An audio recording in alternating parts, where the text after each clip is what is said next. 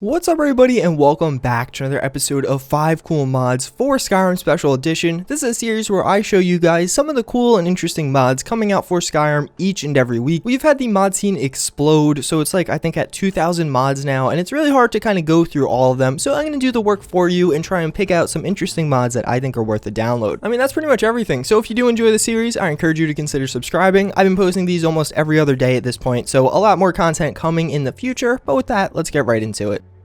So the first mod we have is actually available on all platforms, that being PC, Xbox One, and PS4. It's a very cool mod. Basically, more blood and gore is going to add in more blood and gore. So what this does is kind of overhaul, I guess, the blood system in Skyrim to be just more apparent. Now, when you're attacking enemies and you kind of land a strike on them that would initially just make a little bit of blood come out, a much more blood comes out, and it just makes the battles in this seem much more bloodier and, again, gorier. On top of that, it adds a little feature, so in battles, you'll get little blood splatters on your screen, and they'll be bigger and stay there for longer to make it feel like a more immersive experience, like you are killing this guy and you're supposed to feel that. I actually really like the changes. I've seen mods like this that overdo it a little bit too much, but I don't think this is one of them. It just makes you kind of like, wow, I just hit that guy and like a ton of blood came out. And you're like, damn, like we are not joking around anymore. If you actually use this mod with some of the enhanced blood textures, which is a mod that was also just released, it would just look awesome. I'm fortunately not using them at the time of recording this, but definitely something worth downloading. All around a very cool mod. It sounds relatively simple, but I actually really like the changes it does make.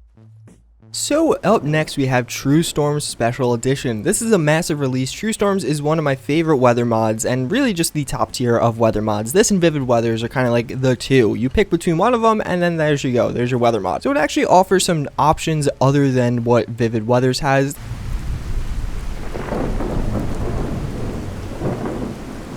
This actually just really focuses on rainstorms and fog much more than just adding in a ton of new weathers. So now when you hear a rainstorm, it'll just be more vicious, and honestly the sounds of thunder and the rain are just so overhauled through this. If you're traveling at night or even in like a misty fog, it gets scary when you hear some of these like loud thundering sounds. They have power behind them and they're just so nicely implemented into the game. On top of that, there's no performance loss from any of this. I didn't have any FPS. I actually had a slight bump when going through some of the fogs. This also does overhaul some of the fogs, making them feel like more of a rolling fog, and all around it just has heavy mist, light mist, etc. It's a great mod, something I highly recommend you download, and all around it's just one of those premier weather mods that's going to really enhance your game, and fortunately this time at no loss to you.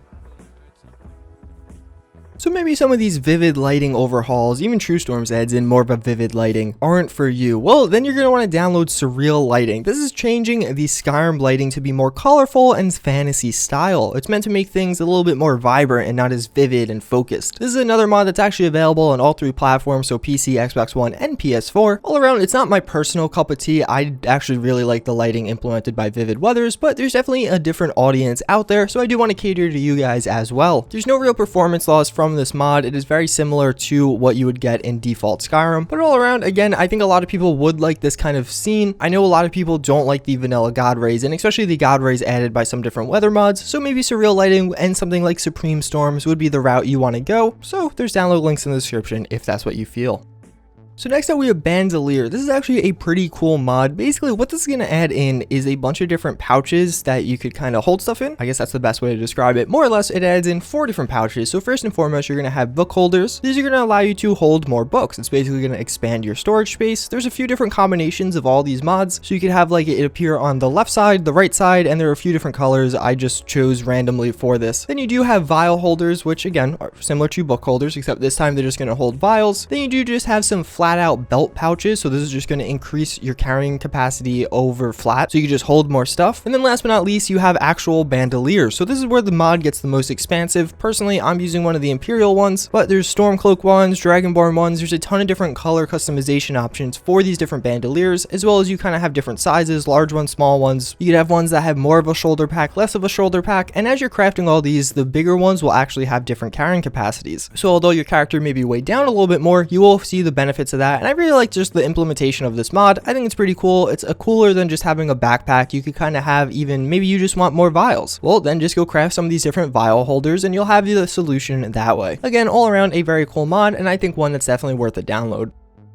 So last but not least, we have Immersive Patrols. So basically what this mod does is actually a couple of things. And also, quick disclaimer, this mod isn't currently available on Xbox One, although the mod author has confirmed he is planning to port it over. So just wait a little bit and you'll have it on Xbox as well. So after you install Immersive Patrols, when you're walking around Skyrim, you may see just patrols of some of the different factions. So whether that be Thalmor, Dawn Guard, the Imperials, they'll just have troops out walking around like a normal military patrol. You'll even have some merchants intermixed with all of these, and all around it's pretty cool. You may stumble upon a battle when two patrols actually cross paths, which is pretty interesting, but that's not actually the reason I really like this mod. Something it has recently added in is actually battles and fort captures. So if you look at the Skyrim map, there's kind of forts all over the different spots on the map. Well, what this mod will do is actually set up patrols to, well, first and foremost, patrol around their individual forts, but then even beyond that, you'll have counter patrols that will go and attack those forts. So let's say, for example, the Imperials are occupying one of these forts, and then you go and walk over there, you may find a battle between the Imperials and the Stormcloaks. Well, what's going to happen is, let's say the Imperials originally control that fort, but then you help out the Stormcloaks and you manage to overthrow the Imperial presence there. Well, guess what? Now the Stormcloaks are going to control that fort until the Imperials 10 days later will have a respawn, and then a new battle will occur and the fort will be controlled by whoever wins that subsequent battle. This will actually go on without you interacting it, so you may stumble upon a fort and realize, wait, there's a bunch of dead bodies everywhere and there's a new faction controlling this. It's a very cool mod. It's not like the full-on Warzones mods that add in little battles all around, but I think this is just a much immersive and performance-friendly way to actually implement this. All around, it's a very cool mod, kind of one of my must-download mods, and I do hope you enjoyed. As always, I thank you guys for watching this series, and I hope to see you all next time. Later.